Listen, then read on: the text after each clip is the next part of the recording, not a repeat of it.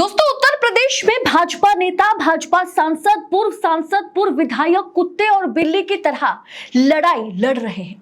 मंत्री पद तो छोड़िए, भाजपा का हाल अब ऐसा हो गया कि पूर्व सांसद, पूर्व विधायक, सांसद, वर्तमान विधायक और नेता सब अपना अपना क्षेत्र बांट रहे हैं और योगी से कह रहे हैं कि ये क्षेत्र हम चलाएंगे और किसी की दखलंदाजी हमें नहीं चाहिए। सोचिए, यूपी में बीजेपी 33 सीटों पर क्या सिमट गई। भाजपाई खुला सांड की तरह अपनी पार्टी को ही खत्म करने के पीछे पड़े हुए हैं। यूपी की राजनीति वाकई जिस तरफ जा रही है, देखकर उसका अंदाजा अब 2 महीने पहले भी नहीं लगा सकते थे। तो यूपी की राजनीति पर बड़ा खुलासा आज के इस एपिसोड में होगा, तो वीडियो को आखिर तक देखिएगा, लेकिन पहले चैनल को सब्सक्राइब करें फिर आगे बढ़े। नमस्कार, स्वागत है आप सभी का देश नीति पर। देश नीति, केवल सच्ची और पक्की खबरें। दोस्तों, जिस दिल्ली की गद्दी के लिए कहा जाता है कि दिल्ली की रास्ता उत्तर प्रदेश लखनऊ से होकर गुजरता है, उस उत्तर प्रदेश भाजपा में ऐसी फूट पड़ी जिसका आप अंदाजा भी नहीं कर सकते। योगी और मोदी के बीच में जो लड़ाई है वो तो चल ही रही है। अब भाजपा के बड़े बड़े नेता, पूर्व सांसद, विधायक, पूर्व विधायक आपस में लड़ते हुए देखे जा रहे हैं। कोई अपनी पार्टी को कोस रहे हैं तो कोई गठबंधन को। फिर भाजपा नेता आपस में लड़ रहे हैं कि आखिर बीजेपी 33 सीटों पर सिमट कैसे गई। अब की बार एनडीए सरकार के नारे तो जमकर लग रहे हैं। दिल्ली में पोस्टर लगाए जा रहे हैं कि नेशनल डेमोक्रेटिक अलायंस के नेता जो है वो नरेंद्र मोदी है, जिसके बीच मोदी जी इटली के लिए रवाना हो गए, लेकिन पीछे जो पार्टी को वो छोड़ कर गए उसमें किस तरह से दरार पड़ गए। भारतीय जनता पार्टी का भी ऐसा हाल हो सकता है, ऐसा हश्र हो सकता है, ये किसी ने सपने में नहीं सोचा था।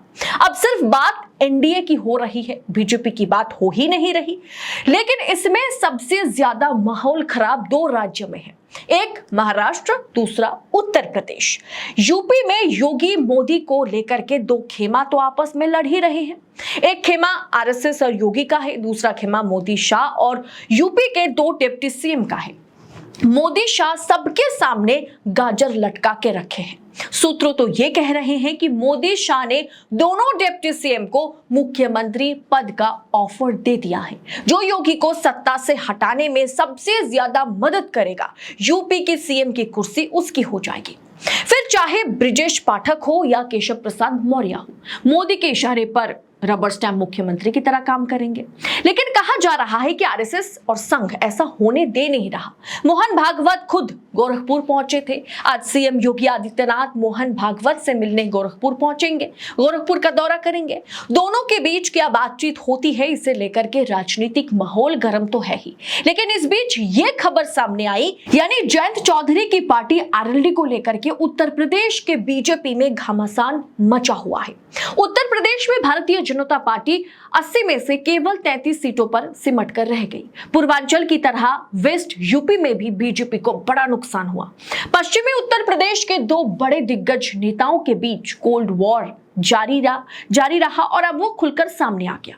मुजफ्फरनगर लोकसभा सीट से इलेक्शन हारने के बाद बीजेपी के उम्मीदवार और पूर्व केंद्रीय मंत्री राजीव बलियान ने कहा है कि संगीत सोम ने समाजवादी पार्टी के प्रत्याशी को चुनाव लड़वाया। अब संगीत सोम ने बलियान के आरोपों का जवाब भी दिया। संगीत सोम ने कहा कि संजीव बलियान जो है वो 5 साल में हुए भ्रष्टाचार की वजह से हारे हैं। लोग परेशान थे, इसलिए वो चुनाव हार गए। संगीत सोम ने कहा कि राष्ट्रीय लोकदल के साथ अलायंस करने को कोई फायदा हमें हुआ नहीं। आरएलडी अपनी सीटों पर जीत हासिल करने में सफल रही। इतना ही नहीं, उन्होंने यह भी कहा कि जो सीटें हम अकेले अपने दम पर जीत सकते थे वो भी हम हार गए।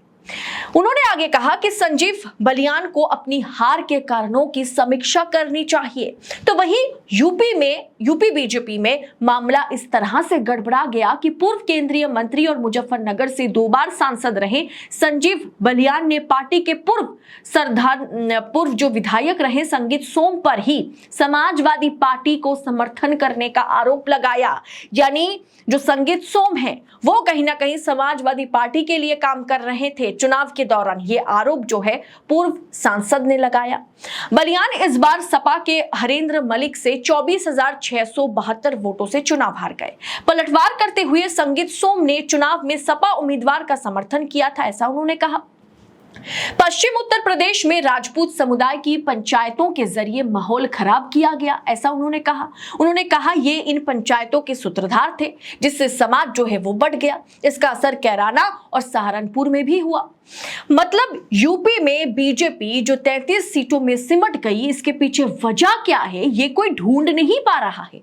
हर एक सीट पर अब बीजेपी के उम्मीदवार नेता एक दूसरे पर आरोप लगा रहे हैं। भाजपा के नेताओं ने यूपी में खुद अपना इलाका जो है अपना इलाका जो है बांट लिया है। कह रहे हैं कि ये इलाका हम देखेंगे, हमसे इसमें कोई दखलंदाजी नहीं चाहिए। अब देखिए ना, चुनाव में सपा उम्मीदवार का समर्थन उन्होंने किया, ऐसा आरोप लगने के बाद पश्चिमी उत्तर प्रदेश के राजपूत समुदाय की पंचायतों के जरिए माहौल खराब किया गया और वो इन पंचायतों के सूत्रधार थे, ऐसा उन पर आरोप लगा। संगीत सोम पर बलियान ने आरोप लगाया, जिससे समाज बढ़ गया, ऐसा उन्होंने कहा। दोस्तों, यूपी के मुख्यमंत्री और राज्य भाजपा अध्यक्ष की उपस्थिति में एक संगठनात्मक बैठक बुलाई गई थी, जिसमें बलियान ने यह मांगा कि बुढ़ाना और चरथावल विधानसभा क्षेत्र में कोई हस्तक्षेप उन्हें नहीं चाहिए। उन्होंने मांग की है कि इस क्षेत्र का देखभाल मैं करता रहा और मैं ही करूंगा और इसमें मुझे किसी की दखलंदाजी नहीं चाहिए। यानी कि इतना तो साफ हो गया कि भारतीय जनता पार्टी उत्तर प्रदेश, महाराष्ट्र, राजस्थान, बंगाल, कर्नाटक में जिस तरह से बीजेपी का सुपड़ा साफ हुआ और खासकर उत्तर प्रदेश में जो बुरा हाल बीजेपी का हुआ, उसके बाद भाजपा जो है वो आपस में एक दूसरे के साथ कुत्ते और बिल्ली की तरह लड़ाई करते हुए नजर आ रहे हैं। अपना अपना क्षेत्र बांट रहे हैं और अपने इलाके में किसी की दखलंदाजी नहीं चाह रहे हैं। यानी वो जो बात कही जाती थी कि नरेंद्र मोदी के इशारे के बिना बीजेपी में एक पत्ता तक नहीं हिल पाता है, वो कहीं ना कहीं अब फेल होता हुआ नजर आ रहा है। क्योंकि भारतीय जनता पार्टी में छोटे तबके के नेता, राज्य स्तर के नेता, लोकल जो लीडर्स हैं, उनसे लेकर के पूर्व सांसद, पूर्व मंत्री तक ये कह रहे हैं कि अपना अपना क्षेत्र उन्होंने बांट लिया और उन्हें इसमें किसी की दखलंदाजी नहीं चाहिए। यानी उत्तर प्रदेश भाजपा पूरी तरह से टूट चुकी है। तमाम उम्मीदवार जो इस बार चुनाव हार गए, जो पहले सांसद रहे 2 बार 3 बार, उनका ये कहना है कि हमारे अंदर ही सपा बीजेपी के तमाम नेता जो है सपा एजेंट की तरह काम कर रहे थे। और उधर से नरेंद्र मोदी ने कहीं ना कहीं योगी आदित्यनाथ पर आरोप लगाया कि वो कहीं ना कहीं समाजवादी पार्टी या आप कह सकते हैं इंडिया की बी टीम की तरह काम कर रहे थे चुनाव में। यानी भारतीय जनता पार्टी उत्तर प्रदेश में पूरी तरह से बिखर गई है। अब ऐसे में क्या नरेंद्र मोदी उत्तर प्रदेश को समेट पाएंगे? क्या उत्तर प्रदेश की राजनीति में एक नया भूचाल आने वाला है? क्या योगी आदित्यनाथ की कुर्सी जो है वो तो खतरे में है ही। योगी आदित्यनाथ पर खतरे की घंटी तो बज ही रहा है, खतरे का बादल जो है मंडरा रहा है। लेकिन उसके साथ साथ जो पूर्व सांसद रहे, विधायक हैं, वो आपस में जो है खींचतान उनके बीच की बहस जो है वो खुल करके अब सामने आने लगी है। फिलहाल इस पूरे विषय को आप किस तरह से देखते हैं? क्या आपको भी लगता है कि एनडीए सरकार के साथ साथ अब कहीं ना कहीं बीजेपी जो है वो दो फाड़ हो जाएगी?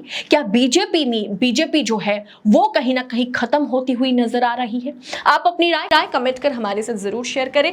बाकी ऐसे राजनीतिक खबरों को हम पड़ताल के साथ, एनालिसिस के साथ आप तक पहुंचा सके, इसके लिए हमें आपकी सहयोगिता चाहिए। देशनीति को सपोर्ट कीजिए, लाइक शेयर कीजिए वीडियो अगर पसंद आती है तो, और साथ ही साथ चैनल को सब्सक्राइब और नोटिफिकेशन के लिए बेल आइकन को जरूर प्रेस कीजिएगा। बहुत बहुत शुक्रिया। जय हिंद, जय भारत।